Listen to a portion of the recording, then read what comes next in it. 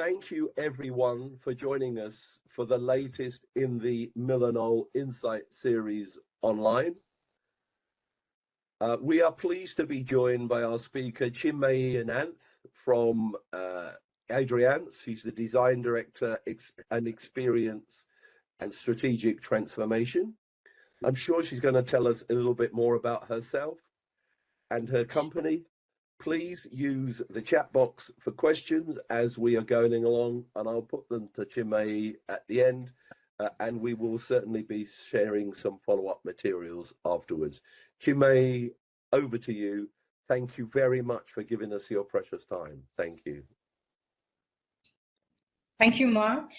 It's lovely to be here. Thanks again for making this possible.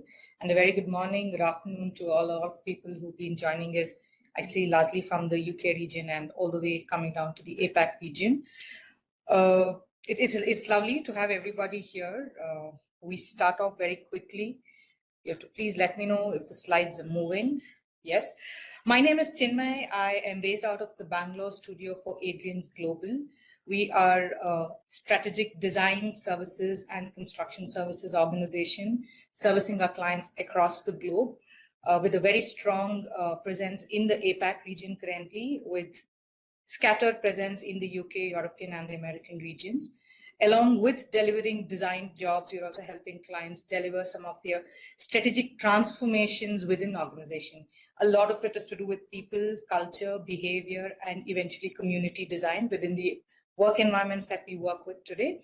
Hence, this topic, when we were discussing with Mark a few months ago, struck a chord. You know, we said we always talk about spaces, we speak about awards, we speak about offices. We said, can we actually speak about what these spaces are designed for, what these experiences are designed for? And then it all came down to human experience. And hence today we're trying to understand within the human being setup, what it means to be unique, what it means to be the power of the collective within the unique identity that everybody brings in.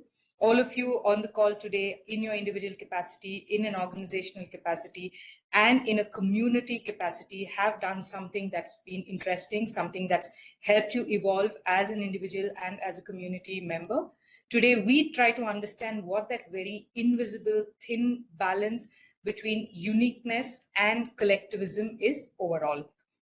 It's a storytelling piece. It's very interactive. Please feel free to write down any thing that you don't agree with or you don't understand right with. We will come back to you very quickly. It's a small session with respect to the slides, but we can come back to any question, any query, any disagreement that you have. More of it, the merrier for us, because we all then know what to agree to disagree. A fundamental understanding of what, how, and why, right? What we are doing today is trying to understand the complex, the dynamic, and the interplaying relationship between the power of unique and the power of collective. What it means to be unique, what it means to be uniquely a part of the larger collective, that is very important for us to understand. Why we are doing this, especially in our field of design, all of you here on the call today, in some way or the other related to design as an industry, as a profession, simply as an experience. We could attribute the individuality that we're talking about right now to the individuals, to the people that come into the system, while the collective, the community piece can come from the organizational culture. Always trying to understand what the balanced fusion of this is. Mind you, I'm not saying this needs to be a symmetric fusion. It needs to be a balanced fusion. And this is what eventually defines the end user delight quotient for us. For me, it's simply, the mind and the heart coming into sync and providing a happy soul space for you. In transactional languages, a lot of you may agree, we call this wellness. Today, it's a certification. Today, it's a feel-good factor. But eventually, if you get down to the fundamentals of keeping the heart and the mind at a peace level, then we've achieved what it really means to be as a human being. That is why it is important in design. And how do we unfold it? It needs to be designed. We need to very, very consciously understand that this comes as two sides of a coin. There is mutuality, there is duality when you talk about individuals and collectivism. You need to understand what people chemistry is, what magnetism is, and what the magnetism between the mind and the heart is. You will hear me say a lot of this today, mind and heart. but that is also very, very critical for us to understand, because the duality and the mutuality that we are talking of, the duality of you being an individual and part of the collective, and then the mutuality of how this affects each other and then also influences the output becomes very, very important for us. Mind you, this also adds to the persona of the collective identity, very important for us, and how some sporadic organic ways of learning, trying to understand what these diametric opposite forces can do when they come together and what the intricacies of human behavior could evolve as from this. Also very, very critical for us. We read Pune somewhere, we read Delhi somewhere, we've read London today. It's important for us to understand what the local relevance is, what it means for somebody in the UK, what it means for somebody in the southern eastern part of Asia, what it means for somebody sitting in Russia. So trying to understand the contextual relevance, trying to understand how community behavior and interaction within these communities happen, and then helping in sincere and honest thoughts, right?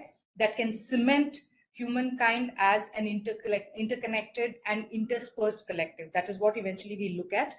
Of course, all of this needs to be curated. And if I come back to reality of how this works in our industry today, we need to look at how one size doesn't fit all, how different sizes can fit different individuals, but then how this leads to community building and eventually how it leads to what the organization as a brand, as an entity can come together as one.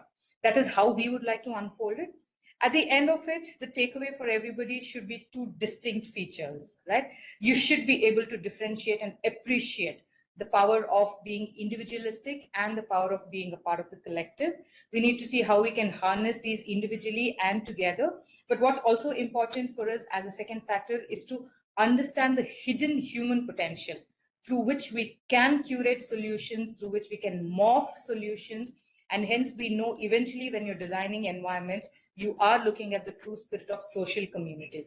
We are looking at an evolvement of what the humankind has been so far, and how you together as social beings come into one system. Of course, we like to say put humanity first. The Bs talk to us about how community works, how hard work comes in, how synchronized understanding comes in, how respecting somebody else in a hierarchy comes in, how not being disrespectful when you're not high up in the hierarchy comes in. So we're trying to draw an analogy there, trying to understand how the takeaway today should affect all of you at the end of this session. I'm going to pause there very quickly, Mark. I know we said all questions later, but if anybody has anything to ask, you can please type that out in the chat. I'm happy to take that question. As we also start beginning, right? Let's begin is what we say. It's true, right? We are all part of something bigger. We could be the crust, we could be the ham, we could be the cheese, we could be the lettuce that some people don't like, we could be the tomatoes that some people don't like, we could be the bread that some people don't like. But eventually we all come together to be part of the larger thing. That is not going anywhere. That's the absolute truth. We like it, we don't like it, we agree, we don't agree, is a different conversation altogether. But it is also possible, when you can be very capable and you can be lost. It's also possible when you can be smiling but still struggling at the same time. You can be kind, but you still set boundaries. You can be vulnerable and powerful, successful and traumatized. What I'm trying to say here is there are two sides to everything, right? You're trying to understand how at an individual capacity you can excel, how in a collective capacity you can push that excellence.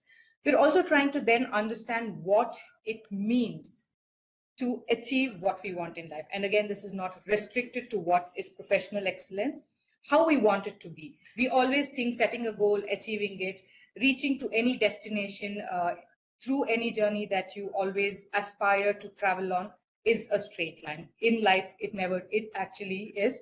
We start about setting the goal. There are a lot of ups and downs. We typically say ups and downs, curves along the path.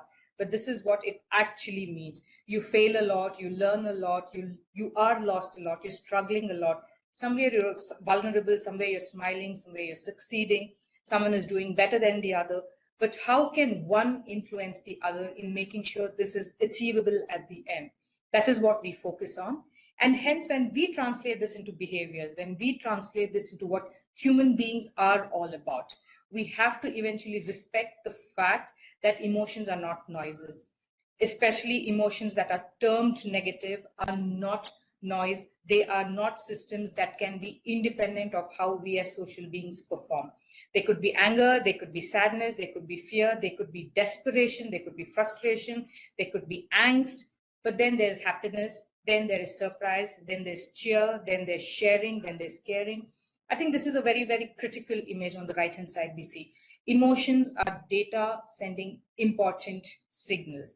If you just look at what's happening on the left-hand side and you start bubbling all those emotions, but on the right-hand side, if you start understanding them as waves, as sinusoids, as different layers that can start helping you understand more about an individual, more about how they react, more about how they behave, more about how this could become a lot more positive for the larger group. It's as simple as, I want to shut off myself from everything. But if I find kind ears, helping ears that can come together, complement me, supplement me, and downplay what I otherwise could look at weaknesses within me, this is going to be brilliant. So a very simple translation of how static understanding of people can become a very dynamic way of morphable solutions when we start addressing people, emotions, behaviors, and eventually a system of coordinated exchange overall. It's quite simple, right? When we say, imagine the magic if everything unique came together. Who would have thought of, the light being thrown out of an artificial source, and then you're talking about water being sprayed somewhere else, but eventually you are going to look at the prism light coming out there. So it's very simple. This is a powerful image which talks about all the different magical things, the pixie dust that can flow in when you say, with an open mind, you can bring things together. Having said that, we say as organizations, as successful organizations today, we said everything is depending upon the team. Everything is dependent on how effective a team is, how effective a leader, a manager is, how effective the team under the manager can perform, how effectively the team can perform. So yes, happiness is teamwork, but happiness is also respecting what cannot be a teamwork at some point. That's where understanding what you as an individual can bring to the table, what you as an individual should stay away from, and what you as an individual could contribute to somebody else's individuality or identity becomes critical. A simple understanding here, hug no. It's so powerful because the porcupine is just trying to be friendly, but the balloon knows that's all it can do, to end everything that it has. So it's quite simple for us to accept people for what they are, understand people for what they are. And in the design terminology, this is why we say universal design comes into picture. I'm a strong advocate of not using the terms D and I simply because that is already a kind of compartmentalization when you say you're designing for diversity. There is nothing diverse in human beings today. Everybody is gifted with something. Everybody is gifted with a little less of something else. It's as simple as finding the right mixture.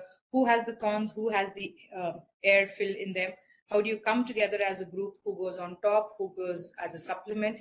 It becomes as simple as that. Universal design today talks about appreciating, accepting, and understanding everything that you have with a reference and a relevance that allows you to be a larger community.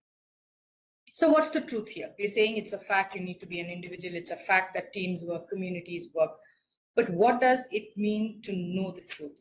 All three images there talk about the truth, talk about the facts. So it's very, very important for us to zoom out always, understand the larger picture, and then zoom in again to understand what the smaller ideas, the smaller conceptuals that hide behind individuals could lead to.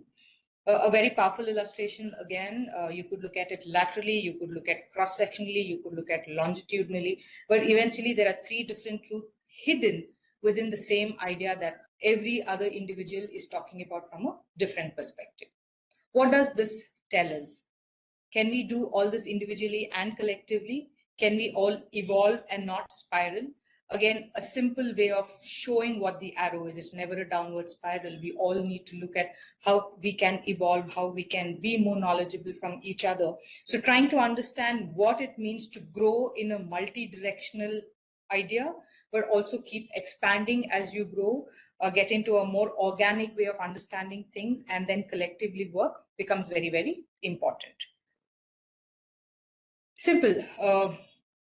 reality hits at some point, right? We are all in the business of making money. We are all in the business of converting services, converting clients. We are here to achieve something. So when we are talking about so many things, does it sound like everything's up in the cloud? Does it sound like we are all only saying pretty things and trying to make a mark in webinars, trying to make a mark during meetings?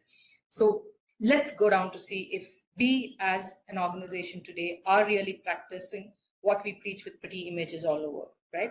For us, it's been very simple. We've never looked at what our clients come to us with as a project.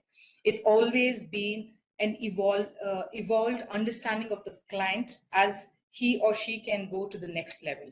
Now, there's an organization which can push its boundaries. There's an organization which can go beyond selective transformation, as we call it today. And there's an organization which can push the boundaries where people become a collective identity of the brand.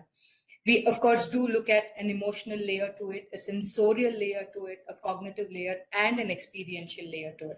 I know these are big terminologies, and some of you who've been with us on previous seminars or who will join us later probably know a lot better about what these terms mean. But apart from saying aesthetics and functions and productivity, we say the ultimate designed system has something that has taken care of these four factors. If you can, at the end of the day, design for a collective identity where every other individual, however different from one another, can come together, agree to be a part of the larger system, agree to disagree that we cannot come together as one, that becomes a win-win situation for all of us. For us as designers, architects who are trying to make an impact in the community, and for the organizations who themselves are trying to evolve as better people communities and not merely as business communities today. We quickly run you through a couple of these examples that we have. One is a job that we've done in Singapore. Another is a job that we did work on for a client in Mumbai. I see the client is on call also today. A quick translation. I saw somebody on the chat also talk about the relevance of using the be. It's very individualistic. Can it be collective? I will come back to that question, Naina, but overall trying to understand what it is to be design, what it feels like when you design an environment for people coming together, especially in locations, say like Singapore. In APAC, you have a lot of locations where you have different cultures, different nationalities, different languages, different food coming in. This was one such organization which spoke about what it means to be individualistically very powerful, at the same time collectively come together, leave your egos aside and say, hey, you know what, we are this organization at the end of the day. My apologies, I cannot pull out the name. This is a confidential client, but just trying to understand what it means for a client to come into a large space in the city of Singapore, bring close to 500 people across different sectors, different religion, different language, different locations. We looked at how the central core, which was very rigid, becomes quite organic and sporadic in its approach. The idea was to break away from the rigidity. And then we said, can we have pockets which are highly individualistic in nature? So the lighter yellow shades that you're seeing, these are all individual areas where people come in. There's focus for individual energies. The energy is high here when it comes to individual allotment. And then we said, can we juxtapose them with some of the community spaces where the energies bump into each other? Now, within the individualistic way of looking at things, we had teams which sat together. We had teams which said, hey, we need to somewhere sit together but far, same but different. So you can see how this area of individual teams, individual personals coming together as a team are split. You see how these are sitting in a regular structured railroad construction way, simply because that's how the business that they are in demanded for them to be together.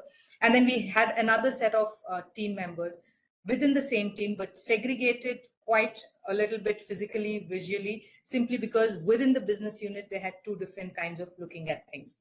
Now we said, while this becomes micro approaches towards individual and collectivism, we said, where's the larger good as an organization? So we said at the arrival areas where we celebrated the client zone, we said everybody comes together, the collective there starts heralding the brand. You as an organization today are converting jobs, are aspiring to look at pleasing clients, making sure you get more businesses, making sure your client doesn't leave you. So the larger collectivism came here where you said, We are the people who bring in new businesses. We are the people who can tell our clients, we are the best service providers for you. This was a huge celebration space. But then we are social beings. Humans are social beings. We said there's nothing that works better than celebrations. And hence we said we have our own private areas. What best way to celebrate and enjoy apart from, eating and drinking? We said, let's combine the two. While we had a cafeteria space, a pantry space here, which overlooked some very beautiful real estate sitting on the 46th floor in Singapore, the entire team came together, celebrated their wins, held each other at their losses, shared food, shared culture. But at the same time, the client who came in here also understood the humane side of what the people within the team bring to this entire organization. You're all transactional, you're all business, you're sophisticated out here. At the same time, you have the inner softness of being human on the other side. At some points, we said, if your client is open enough to look into your culture, peek beyond what you have in your culture, let's open up a simple wall and merge the two. So we are looking at 3 different levels here. Individuals at the corner. We're looking at the buffer spaces, which become smaller teams or more to do with teamwork. And at the larger community, we look at the brand coming into what the community could look like.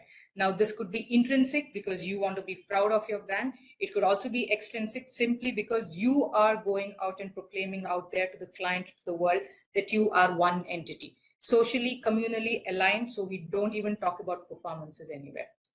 A quick glimpse of what has happened in jobs like this. This is where we started the idea. These are some very initial sketches of what the community spaces, what the brand spaces, what the individual spaces could look like. And this is what we landed with eventually. A pretty office, yes. Do we want to shoot it? Do we want to put it out there on posters? Yes. But what do we enjoy the most about this is the people coming back and saying, hey, you know what, we were 13, 14 people coming into the office. And after this office, we are 300 people getting back to work. So that is the kind of appreciation. And I don't even know if I can say this out loud, but the leader of this space comes back and says, hey, you know what, Chinmayee, this busiest hour for us is a Friday evening where we have free beer. I look at her, I say, that's great, but is that what the company culture is all about? She says, hey, you know what, this is how people are today. And as long as we know everything is handled well, we're absolutely happy to have people out here and enjoy it the way they want. So there's multiple different ways of looking at how spaces come together. One happy client where we tested that. This is another project that's very, very, very close to our hearts. Again, very similar understanding of what spaces are all over. Individual spaces that are more private in nature, but also very close to the actual nature. This was a project in Mumbai where we said blue skies, blue sea is what the entire city is made of. So we said, why don't we share democratically what is available as nature's abundance to everybody? And we did start looking at some of the community spaces being a lot more introvert. Again, a lot of this is to do with how people in Mumbai were working. This was just coming out of COVID, and when we were coming out of COVID, I think Mumbai as a city in India has the highest rate of back to office return happening. Simply because given the real estate culture in Mumbai, given the high pricing, effective cost of living going up all over, we had people who said, hey, you know what, I can't work at home with 2 of us taking the call from the same room. Can I come back to office? That was one of the triggers for us to look at how the Mumbai market would respond to people coming back to office. And hence you see, as you come into the areas, again, you have a large community area on both sides. Here we deliberately said you could look at one being the client area, one being the more innermost area, sanctum kind of a space for our own people. Again, like I said, this depends on the nature of the client. This depends on the businesses of the client. You need to know when you can juxtapose. You need to know when you need to tear it apart. When you are tearing it apart, you're also connecting it internally so that people don't feel like they're torn apart. A lot of design philosophies that went into it. Every individual here has his, her, or their own identity. Every group cluster has its own identity coming in. There's a lot of celebration space happening on the left-hand side. We had good real estate here with the best views happening. We also had some of the design principles of the landlord coming into place there. We said, hey, you know what, it's okay, you're spread all over, but if you want to celebrate as a larger group, come to this corner of the floor plate, because this is where we are going to scream, shout, and celebrate. So it was something to understand what it meant to be fundamentally happy, fundamentally being a social being, and then at a community level, tolerating each other, adhering to each other. It makes it very, very simple when you start respecting each other. That's where we started, and this is where we ended. You can see the blues coming in, you can feel the sea, you can feel the sky. At the same time, this was a client who brought about the change in the entire system. This was Pfizer in Mumbai. They were the ones who were quite important, quite critical when COVID was coming down to lesser intensities. You brought about the change in the human race. We said, why don't you start looking at that change coming into your own people also? So as an organization, as a commitment towards their people, there was this perspective that changed. There was this design idea that started. Of course, this is a project yet to be built. We're looking at how that can be translated eventually. But again, thanks to Sujoy, who was a part of this team then, this was the transformation that we were talking of. This is probably the point, the highlight of our services, where we realized what true value you can bring to a client when the client is receptive to ideas. So a lot of beautiful projects. I've picked only a couple here, a lot more of them that I can talk about. I know Mark has told me we have about 30-35 minutes just to run through the slides.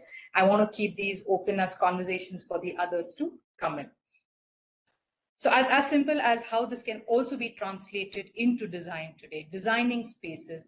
Recently, I was talking to somebody who said, how do you differentiate between good design and bad design? I smiled and said, hey, you know what, there's only design. If it is not designed, it's not acceptable. Good or bad is just a matter of understanding, a matter of relativity. We only say things are either designed or not, and so with the experiences. Eventually, it comes down to this fact. This is a favorite slide of mine that I somehow bring back in most of the conversations we have. Diversity is always going to be a fact. Equity is always a choice. Inclusion is an action, is an after effect of the thought, but belonging is an outcome, right? It's always important for us to see how we can make belonging the ultimate outcome with everything that we do. If that means you walk together with a lot of people, if it means you need to drop some people when you're walking together and make place for them again at the next destination, again, going up and down the curve, holding each other's hands, sometimes pushing, sometimes pulling, sometimes pushing people off the track to make sure they join you on a better line, that becomes very, very important for us. I certainly want to end with some credits that's come on this presentation today, some of the imagery, some of the graphics that have come in today. Mark, that's what we have today. I would like to end it there, saying all of us just have to let it be overall.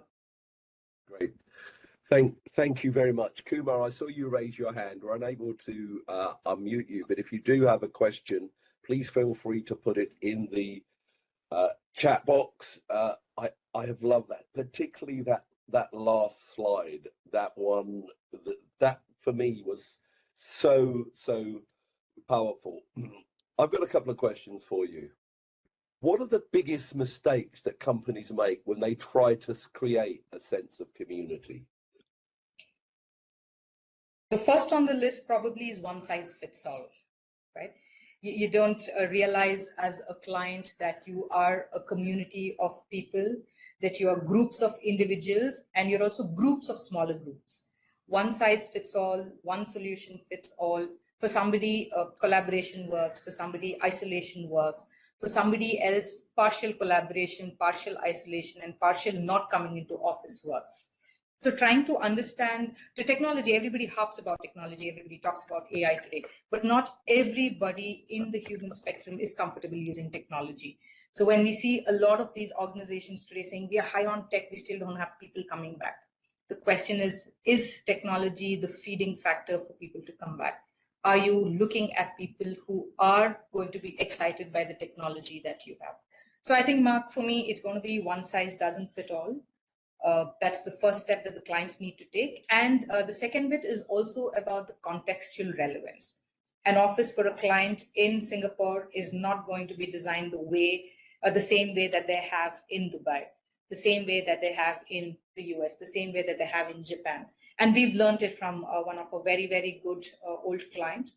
We've designed about 11 offices for them across the globe, and not one single office looks like the other. Great, thank you.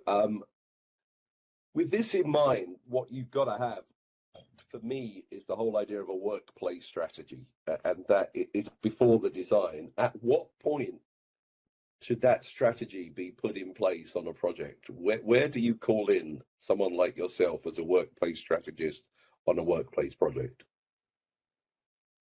We've moved away from that as well, Mark. We no longer call it workplace strategy because it's behavioral strategy, it's culture strategy, it's collective community strategy nowadays. Because not everybody comes into the office space to work today. So if you see how we are helping organizations today, we don't start a conversation with a list of requirements. We said, hey, why don't you tell us what it is that you need in your space today? We'll come back and tell you what you actually need beyond that. We will convert your wants into needs, because if this is the path of growth, if this is your aspiration, then we as space design experience people, experience can lead a lot of conversations in the right direction.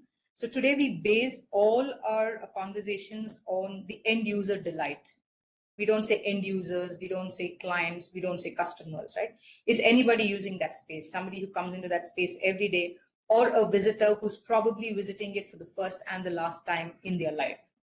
So trying to understand experiences, people, behavior, culture, I think that is something we focus on today, and the rest automatically falls in place. Thank you. There was a question which I think Nayana answered very well, but Sujoy said, you have highlighted bees as a motive for individuality and mutuality, but bees, in my opinion, are all about the power of the collective. It's like the other analogy, right, Sujay? The strongest link in a chain, they say, is as strong as the weakest connection that it has.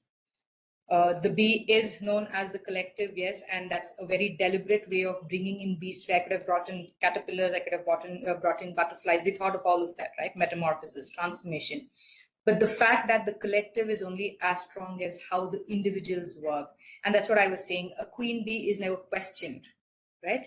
But it's not because it's hierarchy, it's not because it's a control of power, but that's because there's a harmonious system in place. You don't need to question things when everything's working well for the community. That's what we learn. The team and I were talking about it last night and said a lot of ancient kingdoms, a lot of ancient empires worked well simply because the king was as strong as the council that he had. The ministers that came on board, whether they were wise, whether they were young, old, whether it was law and order, whether it was sport, it was culture, it was literature, name the best civilizations today we talk of as examples. They all were as strong as the leaders, the kings were as strong as the councils that they had. So the collective, I completely agree with you, Sujoy, that's the ultimate idea. But the smaller idea, the nano idea that individual bees form the collective becomes very critical.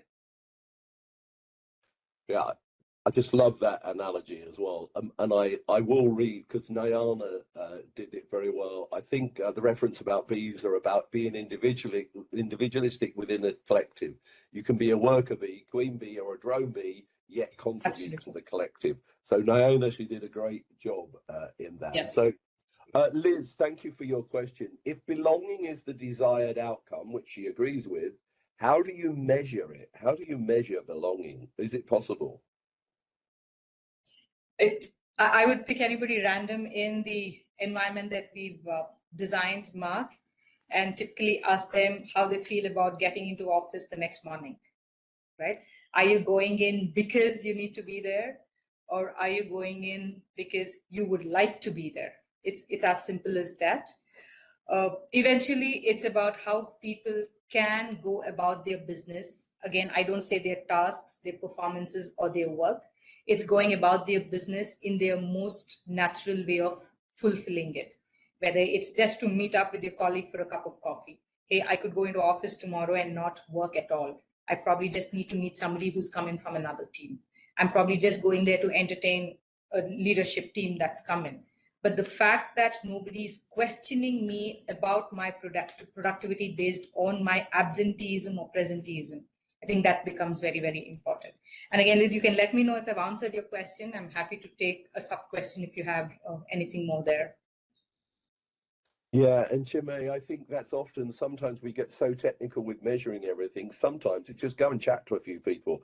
And I think that's often And I know that can be hard if you've got 9,000 people working for you, but you get a sense and feel sometimes just walking around and having those chats, and that's not always easy.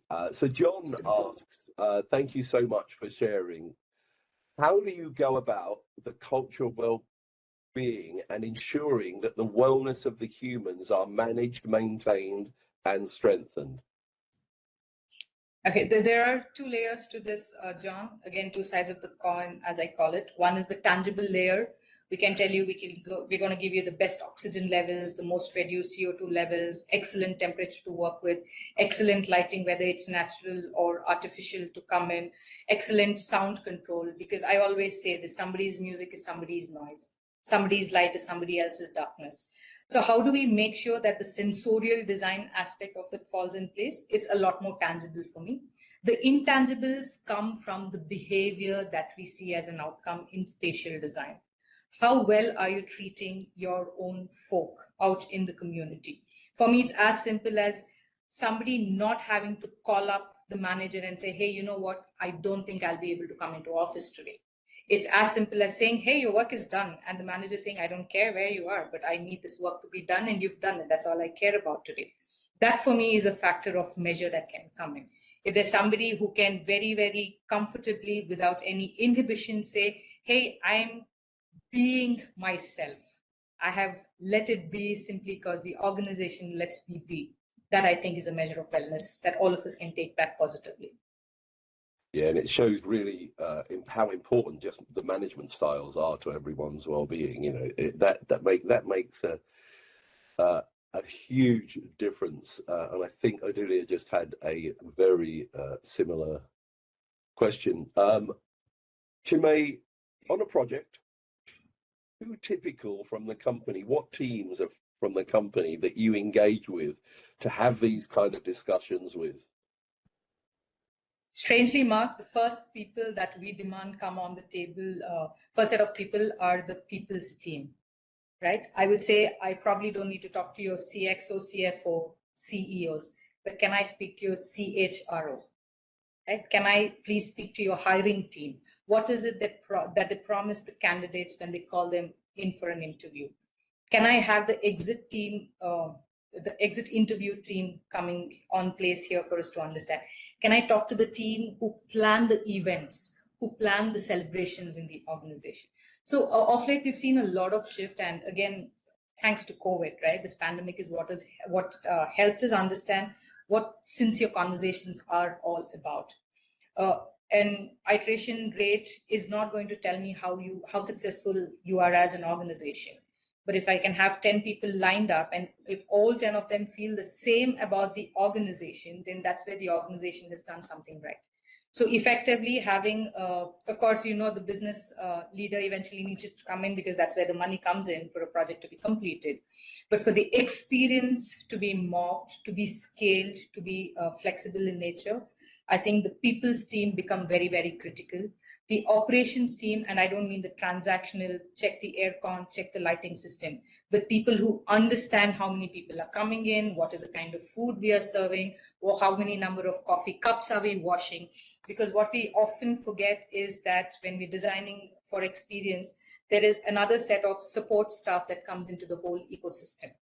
It's not only the end users who sit on, height adjustable desks eventually. We have, especially in the Asian context, we have people who are cleaning places, surfaces, spaces. We have people who are maintaining a lot of these tangible and intangible features. So again, trying to understand how this becomes harmonious is very, very critical for us.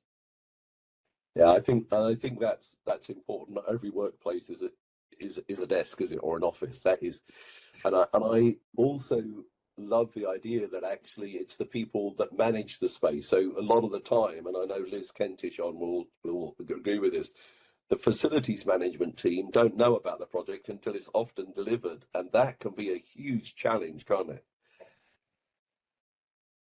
So we often, talk to the facilities team and say, look, why don't you facilitate? Add another 8 to it. It's not facilities, it's facilitate, right? If you can understand the distinction between the two, your work's going to be a lot more easier. Thank you very much. I've run out of questions and I've run out of breath as well. So I just wanted to say thank you everyone for joining us today.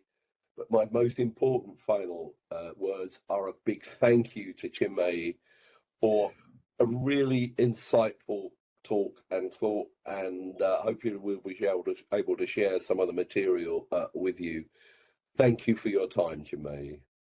Thank you very, very much, Mark, Team Noll, Millenol, having me here. But I can't pick individual names. I'm sorry, I'm still struggling to read the names on chat. But a very sincere, honest thank you to all the individuals who've joined in today. If this can help you look at things slightly differently, end of the conversation, understand people a little better, we've all as a collective team here won today. So thank you so much for making the time. Thank you.